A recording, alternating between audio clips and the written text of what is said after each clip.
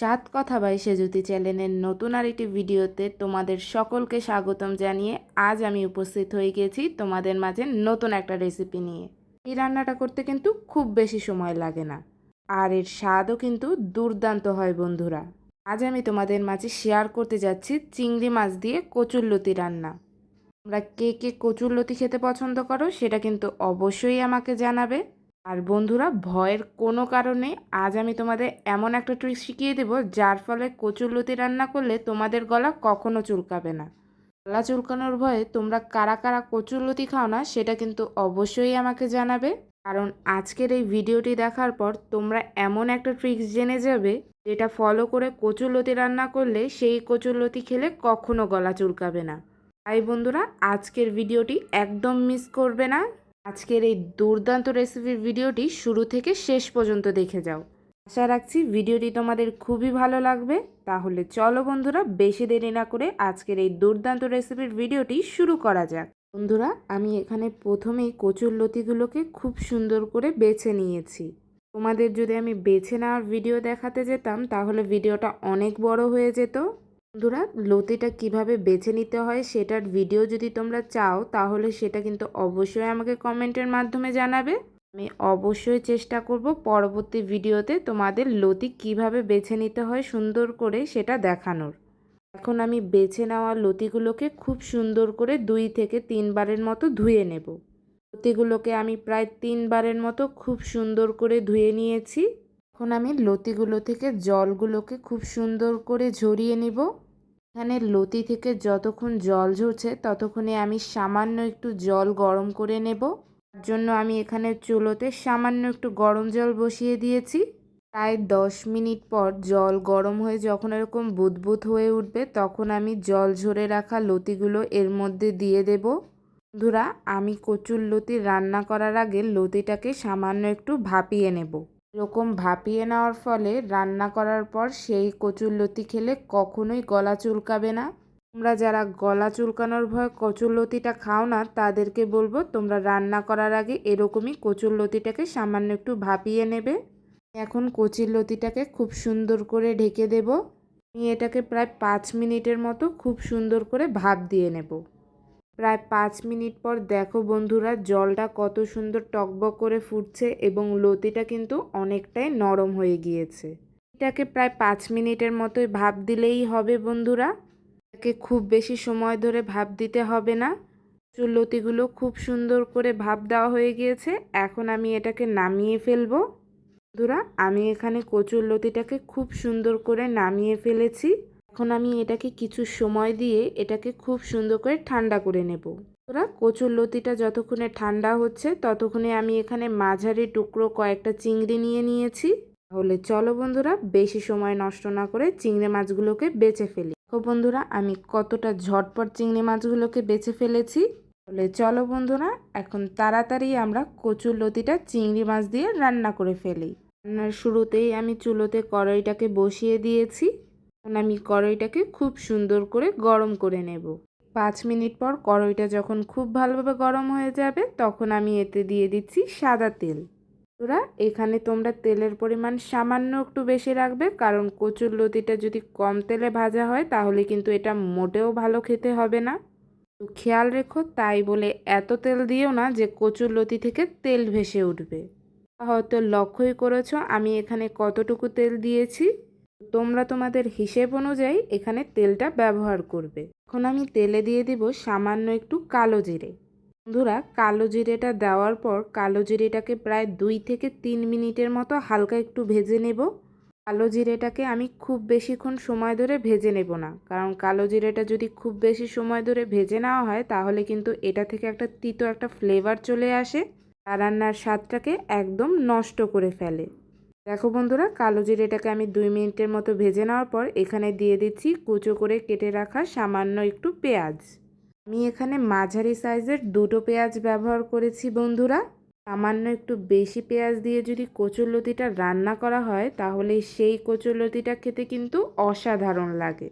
বন্ধুরা, তোমরা যখন কচুরলতিটা রান্না করবে সেখানে পেঁয়াজের পরিমাণ সামান্য একটু বেশি রাখবে। আমি এখন পেঁয়াজটাকে হালকা একটু ভেজে নেব। বন্ধুরা, পেঁয়াজটা যদি হালকা একটু করে ভেজে নেওয়া যায় তাহলে পেঁয়াজ থেকে কিন্তু খুবই দারুণ একটা মিষ্টি ফ্লেভার ছড়ায়, রান্নার স্বাদটাকে কিন্তু বহুগুণ বাড়িয়ে দেয়। তাই যখনই তোমরা পেঁয়াজ দিয়ে কিছু রান্না করবে চেষ্টা করবে পেঁয়াজটাকে হালকা একটু বাদামি করে ভেজে নেওয়ার। বন্ধুরা, তোমরা হয়তো দেখতেই পাচ্ছ পেঁয়াজটাকে আমি কত সুন্দর করে ভেজে নিচ্ছি। আর 5 মিনিট পর দেখো বন্ধুরা, পেঁয়াজটা কিন্তু আমার বাদামি কালার চলে এসেছে। আমি এখন এই পেঁয়াজের মধ্যে দিয়ে দিচ্ছি সামান্য কয়েকটা কাঁচামরিচ। বন্ধুরা, আমি এখানে কাঁচামরিচের পরিমাণটা কিন্তু একটু সামান্য একটু বেশিই রাখবো, কারণ কচুর লতিটাতে যদি তোমরা ঝালের পরিমাণ কম রাখো তাহলে কিন্তু গলা চুলকানোর একটা আশঙ্কা থাকবে। তাই অবশ্যই চেষ্টা করবে এখানে ঝালের পরিমাণটা একটু বেশি দিয়ে রান্না করার। আমি এখানে সম্পূর্ণ রান্নাটাই কাঁচামরিচের ঝাল দিয়েই করব। আমি এখন মরিচটাকেও পেঁয়াজের সাথে খুব সুন্দর করে ভেজে নেব। এখন এতে দিয়ে দিচ্ছি আধা চামচের মতো আদা বাটা। পুরা পেঁয়াজ মরিচের সাথে আদা বাটাটাকেও আমি খুব সুন্দর করে ভেজে নেব। আদা বাটাটাকে সামান্য একটু ভেজে নিলে আদা বাটার যে কাঁচা গন্ধটা থাকে সেটা কিন্তু পুরোপুরিভাবে চলে যায়। তাই তোমরা যখনই আদা ব্যবহারটা কোনো রান্নায় ব্যবহার করবে সেটাকে চেষ্টা করবে অবশ্যই 2 থেকে 3 মিনিটের মতো হালকা একটু ভেজে নেওয়ার। আদা বাটাটা আমার খুব সুন্দর করে ভাজা হয়ে গিয়েছে। আমি এখন এতে দিয়ে দিব স্বাদ মতো লবণ, হলুদের গুঁড়ো।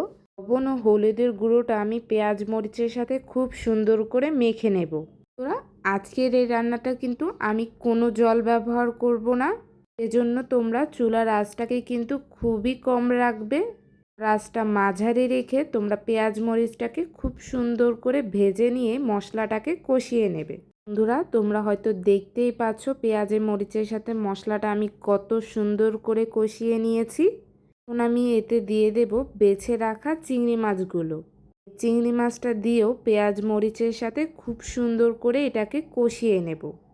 কিন্তু বন্ধুরা, তোমরা অবশ্যই খেয়াল রাখবে মাছটাকে দেওয়ার পর মশলাটাকে খুব বেশিভাবে কষাবে না, কারণ চিংড়ি মাছটা খুব বেশিক্ষণ ভেজে নিলে এটা কিন্তু শক্ত হয়ে যাবে, আর তখন কিন্তু চিংড়ি মাছটা খেতে মোটেও ভালো লাগবে না।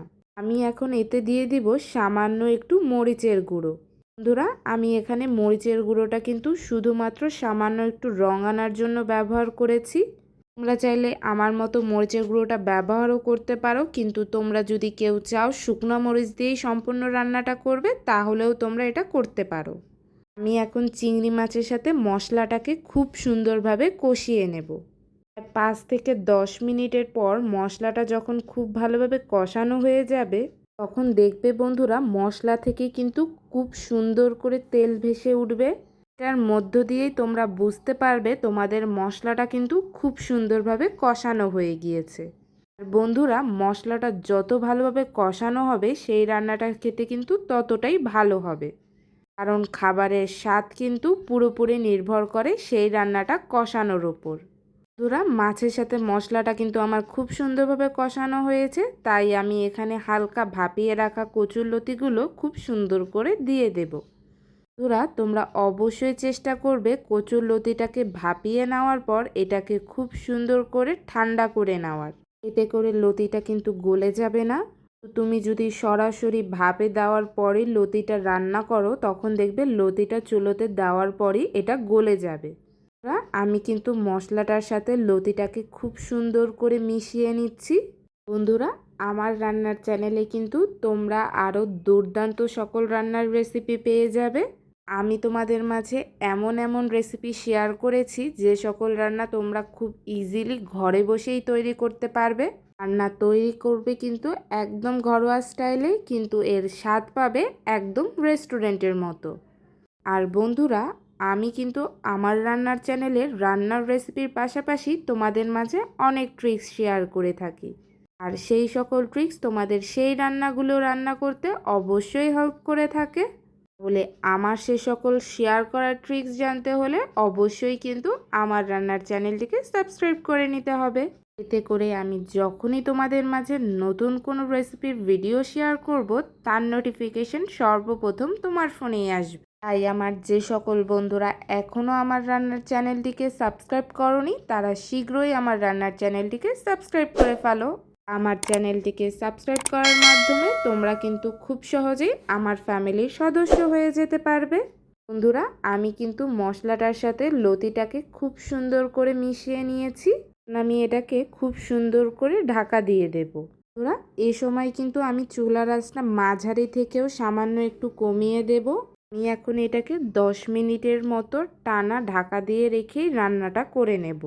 10 মিনিট পর দেখো বন্ধুরা, এখন কিন্তু লতিটা অনেকটাই নরম হয়ে গিয়েছে। কারণ যেহেতু লতিটা আগে থেকে অনেকটা ভাপিয়ে নেওয়া হয়েছে, তাই লতিটা রান্না করতে খুব বেশি সময় লাগবে না। আমি এখন এটাকে আরও 5 মিনিটের মতো খুব সুন্দর করে ঢেকে রাখবো। চলো বন্ধুরা, এটাকে আরও 5 মিনিটের মতো ঢেকে রাখি। দেখো বন্ধুরা, আরও 5 মিনিটের পর লতিটা কিন্তু অনেকটাই গলে গিয়েছে।